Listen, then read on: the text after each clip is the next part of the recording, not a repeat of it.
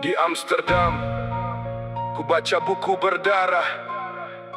Bukan puisi cinta, ini catatan sejarah. Nyai dan pergundikan di Hindia Belanda.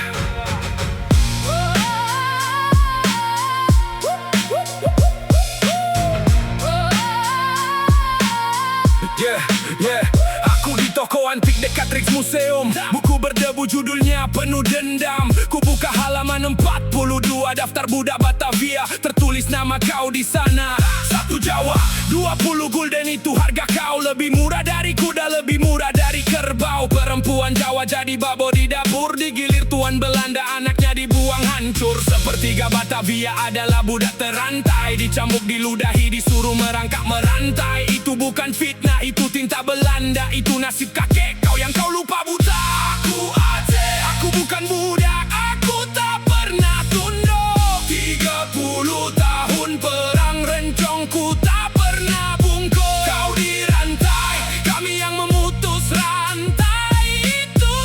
Kenapa sekarang kau yang berlagak merantai aku buka ponsel, kau hina Acehku. Aceh miskin, Aceh sok suci, Aceh bodoh itu. Aku cek wajah kau, logat kau Jawa. Kau yang menghina, kau lupa siapa kau sebenarnya. Belanda datang ke Jawa, bawa rantai besi. Kau diangkut, kau dijual di Batavia. Belanda datang ke Aceh, bawa meriam dan mati. Kami sambut dengan darah, kami bukan budak yang lari. Belanda tak pernah taklukkan Aceh. Kami buat mereka bangkrut, kami buat mereka merintih.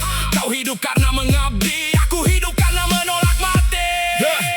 Dengar sini, aku tidak benci suku kau. Aku benci lupa kau. Lupa siapa musuh, siapa saudara kau. Kakek kau dirantai di perkebunan pala. Sekarang kau jadi perantai dengan kata-kata. Apa beda kau dengan Tuan Poce? Dulu cambuk kulit, sekarang kau cambuk lewat medsos. Kau tertawa di atas luka Acehku, padahal borok rantai di leher kau masih biru. Waktu raja-raja lain tanda tangan menyerah, hanya Aceh yang masih teriak Allahu Akbar. Kami jaga marwah sampai darah terakhir tumpah. Bukan untuk dihina oleh cucu Buddha yang lupa sejarah.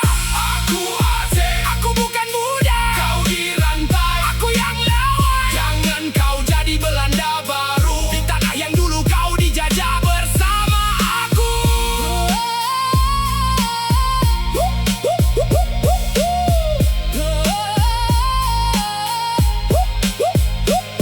20 gulden, itu harga kau dulu.